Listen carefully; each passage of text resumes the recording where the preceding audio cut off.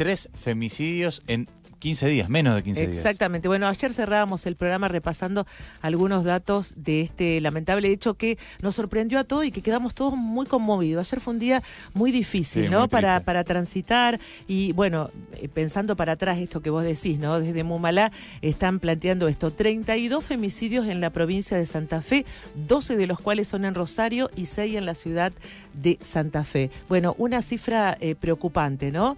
Y perdón, Ani, pero sumar esto más reciente, sí, ¿no? Que son estos 3 en 15 días. Estos ¿no? 3 en 15 días. Bueno, ya la tenemos en línea a Noelia Figueroa, que es licenciada en Ciencia Política, doctora en Ciencias Sociales de la UBA, una experta en estos temas, una investigadora de estos temas, es quien ha trabajado en el procedimiento de atención de violencia en el ámbito de la universidad y forma parte del Centro de Investigaciones Feministas y de Estudios de Género que funciona en la Facultad de Ciencia Política. La saludamos. Noelia, ¿cómo estás? Buenas tardes. Hola a todos, ¿cómo están? ¿Se me escucha bien? Porque no llegué a casa y estoy viajando. Bueno, Noelia, Espero que salga bien. Sí, claro que sí, te escuchamos bien. Bueno, aquí en el piso, Lucía, Perfecto. Gabriela, Analía, te saludamos. Bueno, diagnosticábamos un poquito la situación, alarmante, preocupante, estos números, estos datos, vidas que se pierden, femicidios que nos atraviesan. Bueno, ¿qué diagnóstico haces? ¿En qué situación, en qué momento estamos?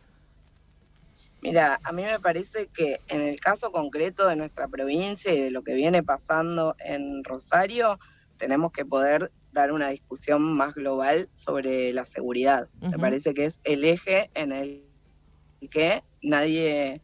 O sea, parece que de repente vivimos una provincia mucho más segura, salvo si sos mujer o travesti, digamos, esa es la sensación, porque cuando se habla de que, bueno, ustedes saben que la tasa de homicidio viene bajando a nivel provincial, pero Sí. que es un fenómeno global, digamos, de toda la Argentina. En los últimos 10 años la tasa de homicidio baja, a contramano de lo que pasa en otros países de América Latina, y sin embargo la tasa de femicidios y de travesticidios se sostiene, con lo cual en el marco de una baja significa que cada vez hay más.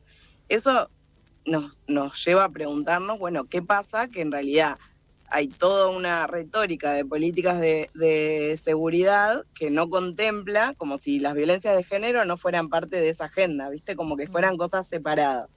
Un desmantelamiento de muchísimas de las áreas de atención, de los espacios de atención, que justamente servían para contener o intervenir de manera temprana en situaciones que ya estaban siendo complejas. Un desmantelamiento de las políticas de prevención y de sensibilización, porque de repente también género pasó de ser o de estar en lengua de todos y en los discursos públicos de todos a ser algo que pasó a ser incómodo, por lo menos incómodo, que ya no trae mucho rédito o que te puede generar mala fama. Entonces, obviamente repercute en los números, pero sobre todo repercute en la importancia que le asignamos o no a la pérdida de ciertas vidas humanas. Y bueno, ayer cuando Analía me escribía, yo le decía, estoy muy enojada, porque la sensación es el enojo, digamos, está muy presente, sobre todo en quienes militamos en el movimiento feminista hace muchos años y trabajamos estas cosas,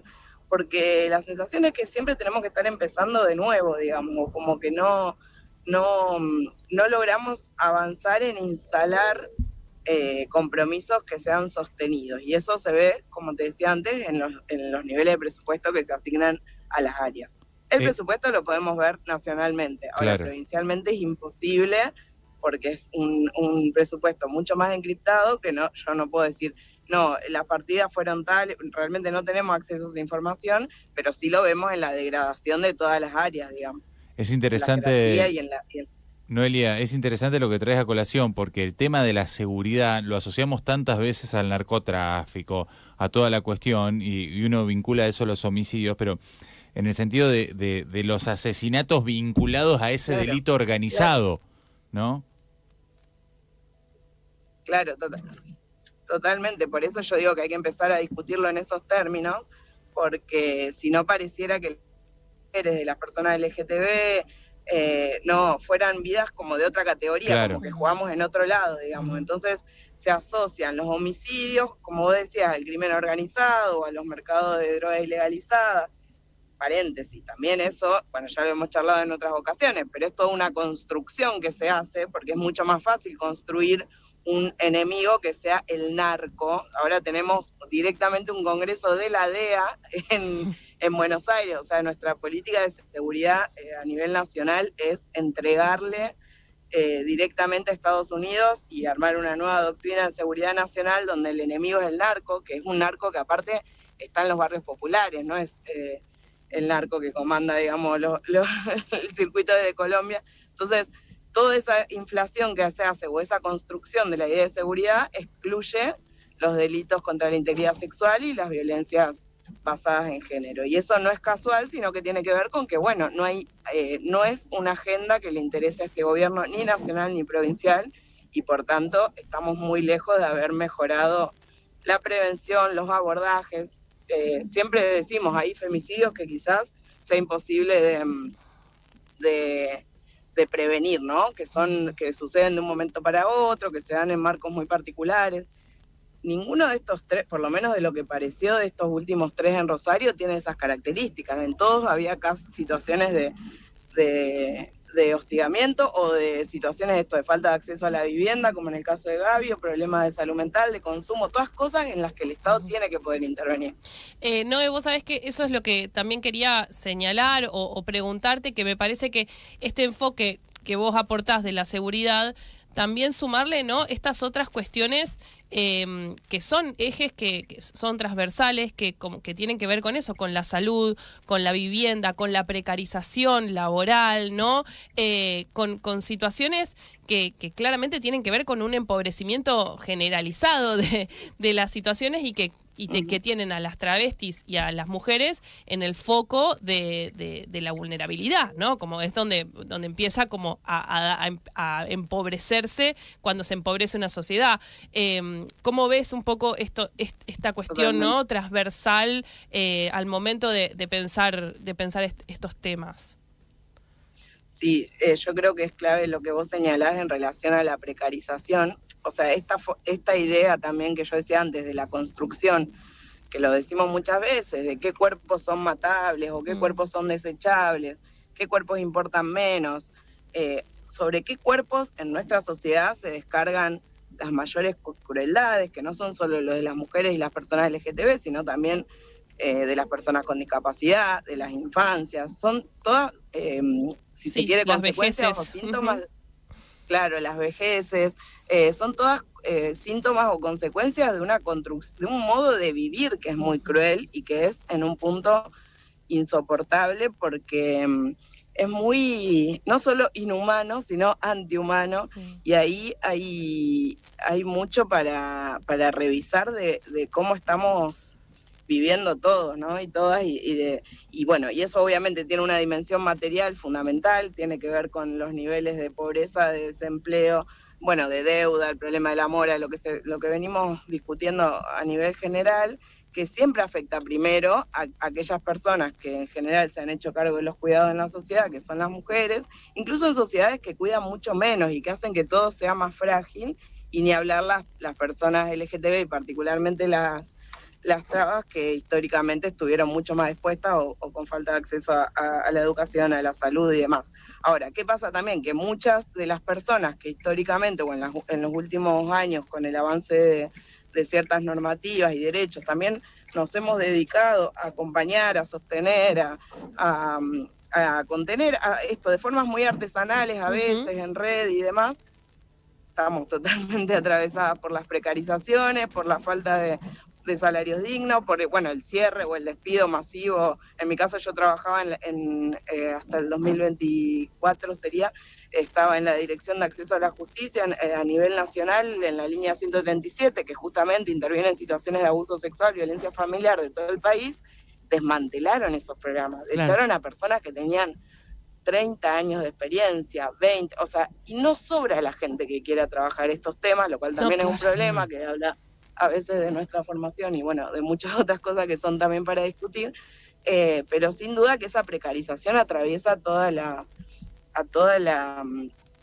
esta trama, digamos, que debe intervenir o que interviene en estas situaciones, que podría detectarla a tiempo, que podría pensar o idear las mejores formas de acompañamiento. Eso sin presupuesto y sin una mirada más estratégica es imposible de revertir, digamos. Entonces, siempre se llega tarde, siempre se llega cuando ya está, cuando ya ocurrió lo peor, y la sensación es que además no podemos hacer nada. Ayer en los grupos, enseguida que nos enteramos por la radio el femicidio de esta trabajadora de la farmacia, fue como, che, ¿quién vive ahí? Esto puede ser mi amiga, o sea, como todas pensando en si no es alguien que conocemos, porque la sensación de desamparo muchas veces es total. Y después la reacción, esto de la opinión pública o de muchas personas, que no es la misma que cuando hay algún otro tipo de asesinato en el marco entre bulevares, digamos, ¿no? Por simplificarlo. Totalmente. Bueno, respecto a ese, por un lado, ese discurso de odio que estábamos hablando, y también la narrativa del gobierno de mezclar todo, de mezclar cosas que no parecieran. Y seguramente si estás en viaje no pudiste ver los últimos titulares.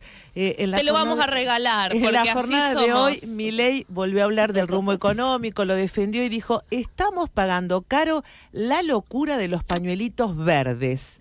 El presidente destacó la baja de la inflación y ese contexto habló de la caída de la natalidad. Habló, la pasión por asesinar niños en los vientres de la madre nos está costando caro en términos de crecimiento, y ni les cuento en el sistema previsional. Esto es, digamos, la construcción de todo esto es de una gravedad muy profunda, ¿no? Mezclar una cosa con la otra, asignarle culpabilidad a un sector respecto al rumbo económico, mezclar la cuestión de los derechos, ¿no? Hay como una cosa muy grosera ya de cómo Ni hablar de el nivel de peyorativo. Total, ¿no? La violencia en el discurso y esta idea con el caos, pero siempre direccionado obviamente hacia un sector, ¿no? Sí, a lo que a él le interesa y le conviene, no haciéndose cargo de que las políticas económicas que llevan adelante no funcionan porque no funcionan. Exacto. A ellos mismos. No, en realidad funcionan para lo que ellos quieren, que es generarle más riqueza a los dueños del mundo y dejar cada vez más gente afuera. Lo que pasa es que yo igual en eso puedo ser optimista un poquito, que es siempre un poco de optimismo trato de meterle, que es, si se puso a hablar otra vez de feminismo, porque está necesitando buscar alianzas de los sectores más rancios, que son los que primero lo apoyaron, y de gran parte de esta cuestión tan odiosa, porque le está yendo bastante mal. Yo creo que por primera vez en estos últimos meses, y sobre todo a raíz de todo lo que pasó con la ley de tierras, y bueno, los veo en un muy mal momento en la gestión de lo económico, y de ya cada vez perder un poco más claramente apoyos de el acompañamiento de la sociedad. Claro, está entonces cambiando. Creo que identificar ahí otra vez el problema en los feminismos, en el pañuelo verde, es un garrón, porque además la asimetría de poderes totales del presidente, siempre hace estas cosas de ensañarse, digamos, con colectivos y demás, pero por otro lado yo creo que puede ser síntoma de cierta debilidad. Creo que el problema, la caída de la tasa de natalidad es una discusión muy importante. Es global. Tiene que ver con otra forma de encarar. Ni hablar que es global. La maternidad. Pero yo que estoy, fui madre hace relativamente poco, igual que Lu, entonces estoy en un momento de mucha militancia de la maternidad, y la verdad que me encantaría que todo el mundo tenga ganas de tener hijos, porque es algo fantástico, pero para eso hay que garantizar un montón de condiciones. Total. Que los cambios mismos en la estructura del trabajo, en la forma en que vivimos, en el acceso a los alquileres, a la tierra, y al vínculo, a lo vincular, ni hablar. O sea, tenemos mil cosas para hablar ahí de lo difícil que está vincularse entre personas, como para querer formar una familia. Pero bueno, yo creo que eso, ni hablar, que es una discusión mucho más profunda y más desafiante también, y que no tiene nada que ver con la legalización de algo que ya se hacía. Bueno, que tenemos que llamarte otro día, básicamente, ¿no? Para hablar de eso. Son muchas cosas. Porque estamos mezclando como Milei directamente. Pero mejor, claro, son mejores nuestras combinaciones. Por supuesto. No, lo que decinos. Decinos. No, nada, me quedaba pensando en esto, que sí, mezclamos, pero tiene que... Uy, se me fue. Ahí está. No, antes el volver, o sea, si... Ahí está, ¿verdad? Sí, te escuchamos, sí. No, decía esto, que si bien son distintas dimensiones, es una misma, en un punto es la misma temática, que tiene que ver con qué valor y qué nivel de sacralidad en un punto le damos también a la vida, y esto que yo decía, y a qué vidas, porque después nacen muchísimos niños y muchísimas niñas en nuestro país que nadie cuida, que nadie mira, que están absolutamente desamparados.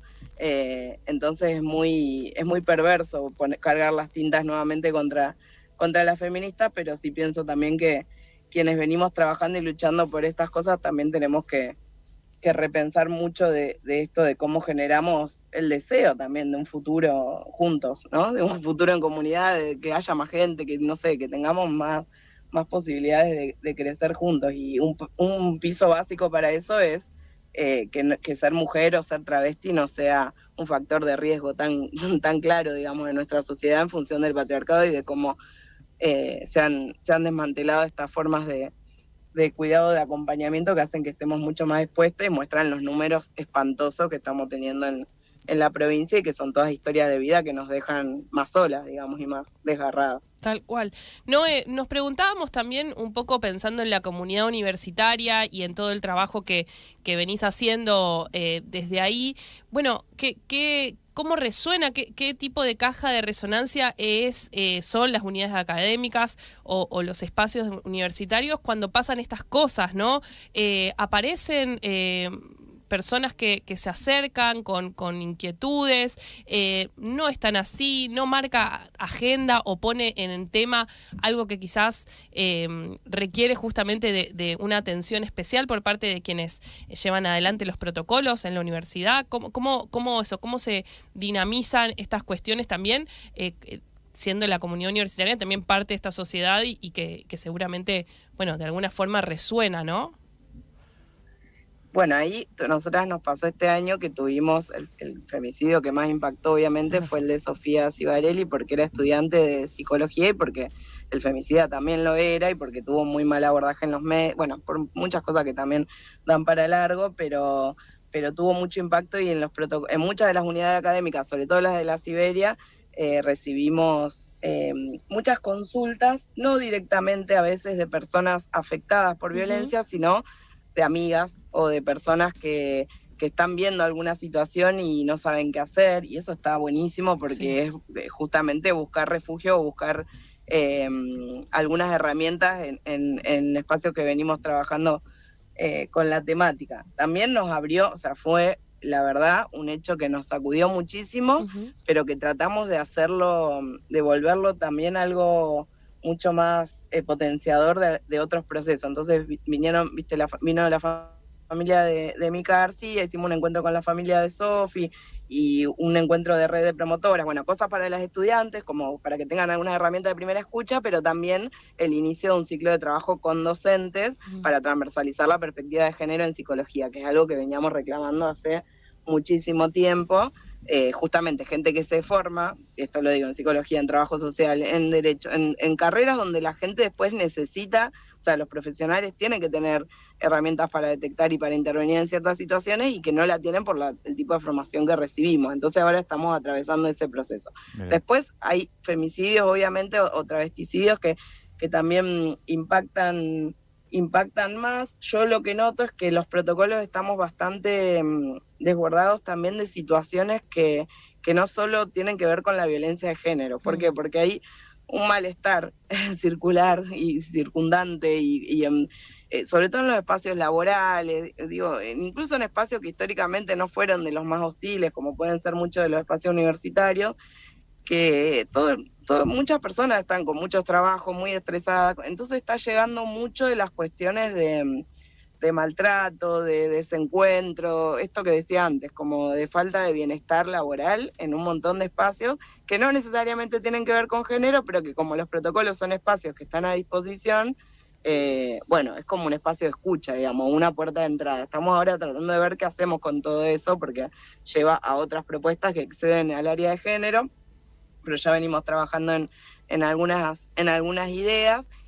Y sí nos pasa que está como más instalado también, que existen protocolos, si bien todo el tiempo hay que volver a recordar que estamos a disposición, que en la página web están todos los datos, que están los mails de contacto y demás, sí como recibir algunas situaciones que muestran de que está como más asumido colectivamente de que eso existe o más instalado, y eso está bueno porque ya son muchos años de estas políticas, digamos, y van dejando su huella. Pero bueno, ya te digo, a comparación del de Sofía, estos femicidios, los últimos 3 no tuvieron tanto impacto porque el de Sofía tuvo un impacto gigante, Claro, digamos, fue porque muy muchas fuerte. estudiantes se identificaron ahí, porque muchas que fuimos estudiantes también, o sea, como movió mucho del imaginario de lo que es ir a la universidad y esto que siempre hablamos del mito ilustrado, de pensar que Sí. porque vas a la universidad no te va a No pasar, te pasan o sea, cosas. Claro. cuestiones, claro.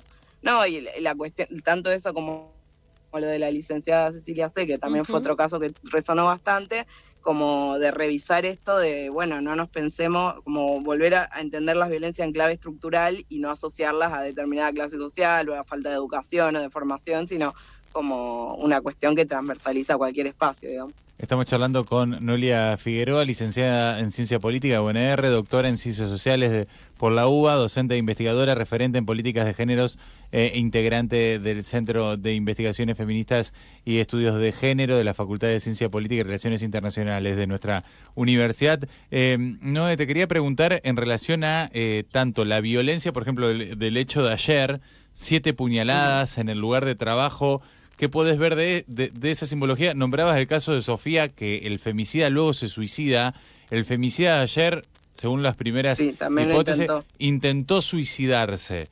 ¿Qué lectura se puede hacer de estos hombres que ven a la mujer como un objeto propio, que quieren decidir algo sobre el cuerpo de ellas y luego intento de suicidio o suicidio?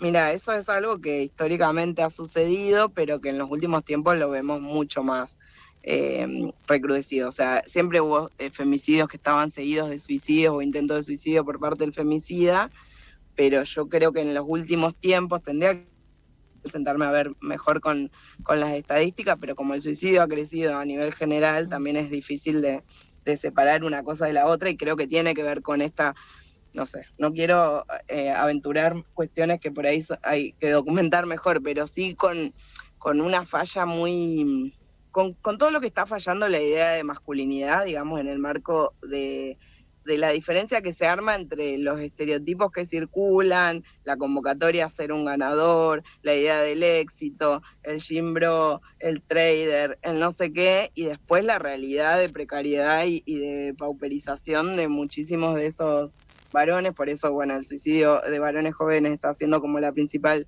señal de alarma. Creo que hay algo que se juega ahí también en relación a la suposesión de los cuerpos de mujeres que viven, o sea, que ellos sienten que les pertenecen de alguna manera, y que eso tiene que ver con la ley básica del patriarcado, digamos, de disponer de los cuerpos de las mujeres, de su tiempo de trabajo, de los hijos, de todo lo que tenga que ver, digamos, con ese cuerpo femenino. Entonces, la verdad es que no me parece que haya que separar esos dos fenómenos. Lo veo como bastante emparentado. Y es un problema enorme porque nos habla de, bueno, ¿qué pasó? ¿Qué pasó en el momento previo? Porque antes estaba mucho esta idea de las violencias de género en el ámbito, una cuestión privada. Bueno, evidentemente un tipo que va al lugar de trabajo de su exmujer y hace todo esto, o sea, hay toda una preparación, una premeditación, una exposición. Hay algo que está mucho más, no sé, como desencajado, podríamos decir, como que está mucho más expuesto, y que para mí tiene que ver con estos niveles de locura general que manejamos, o sea, no para plantear que los femicidas están locos, sino que hay una locura social que estamos viviendo, que en su extremo se ensaña de esta manera con los cuerpos y le pone fin a vidas y deja a hijos y a hijas sin sus madres, y un montón de consecuencias que son espantosas, básicamente, y que las estamos viendo. Noe, gracias por estos minutos, un placer charlar con vos. No, gracias a ustedes. Por la claridad en los conceptos, nos sirve mucho. ¿Dónde puede recurrir alguien que necesita? Ay, difícil en Hoy este es momento, difícil. por lo que te decía antes, pero bueno, ahí en la página de la universidad están todos nuestros contactos por unidad académica y del protocolo de universidad. Si no son situaciones pertinentes, digamos, que tengan que ver con algo en la universidad, nosotros hacemos nosotros, bueno, siempre insistimos, cuando es una cuestión para denunciar, importante tener en cuenta, en el caso de la provincia de Santa Fe y de Rosario en particular, los centros territoriales de denuncia, que suelen ser buenos espacios para recepcionar, en caso de, sobre todo para evitar la vía policial, digamos, que a veces no es la más la más amorosa, digamos, la más, Claro. la más amable. Y después, bueno, esto, si bien están desmantelados, los teléfonos siguen funcionando. En Rosario tenemos el teléfono verde que sigue funcionando. Bueno, recurrir a estas herramientas, y si no, ya les decía, en la página de la universidad están todos nuestros contactos y pueden solicitar y hacer una consulta sin que eso derive en un trámite ni en una denuncia, sino que simplemente poder acompañar el inicio de cualquiera de estas situaciones. Noelia, muchas gracias por estos minutos. Gracias. Bueno, gracias a ustedes por llamarme y espero que se haya escuchado bien. Se escuchó perfecto, Sí, Noé. mando un abrazo. Muy amable, Abrazo. gracias.